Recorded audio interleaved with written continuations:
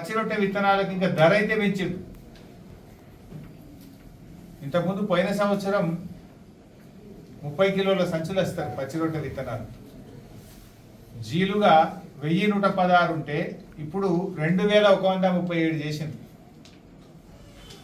జనుము ఇంతకుముందు 1448 రూపాయలు ఉంటే సంచి ఇప్పుడు 2510 రూపాయలకు పెంచింది.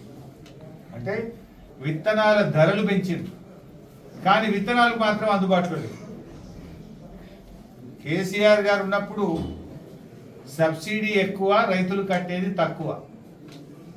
కానీ రేవంత్ రెడ్డి వచ్చిన తర్వాత సబ్సిడీ తక్కువ, రైతులు కట్టేది ఎక్కువ, ఉల్టా అయిపోయింది.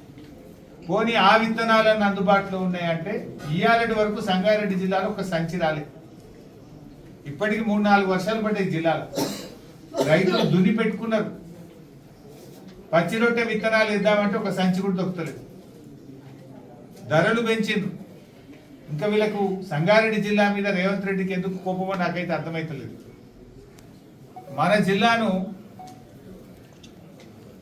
నేషనల్ సీడ్ కార్పొరేషన్కి అప్పచెప్పారు.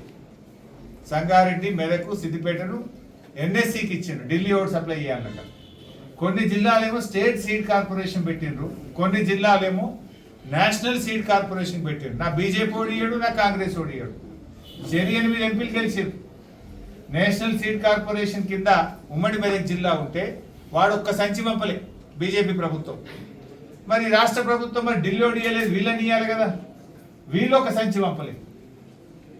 ఇద్దరు కలిసి ఉమ్మడి మెదక్ జిల్లాకి అన్యాయం చేసిండ్రు, రాష్ట్రానికి అన్యాయం చేస్తున్నారు. ఇలా మీరు రైతుల ధరలనే పెంచాలి. బీర్ సీసాల ధరలు పెంచుతీవి, విస్కీ సీసాల ధరలు పెంచుతీవి, చివరికి రైతులు అమ్ముకునే విత్తనాల ధరలు కూడా పెంచుతావా రేవంత్ రెడ్డి అని నేను అడుగుతా ఉన్నా. నువ్వు పెంచుడు తప్ప పంచుడు తెలియదా నీకు? కేసీఆర్ గారు ఆదాయం పెంచిండు, రైతులకు పంచిండు, పేదలకు పంచిండు. నువ్వేం చేస్తున్నావు? పేదల రక్త మాంసాలు పీలుస్తున్నావు, రైతుల రక్త మాంసాలు పీలుస్తున్నావు, ఇచ్చేది ఎగబెడుతున్నావు, ధరలు పెంచుతున్నావు. బీర్లు, వైన్స్ ధరలు పెంచినవు, రైతులు వేసుకునే పచ్చిరొట్టె విత్తనాలు, జనుము, జీలుగు విత్తనాల ధర పెంచినవు.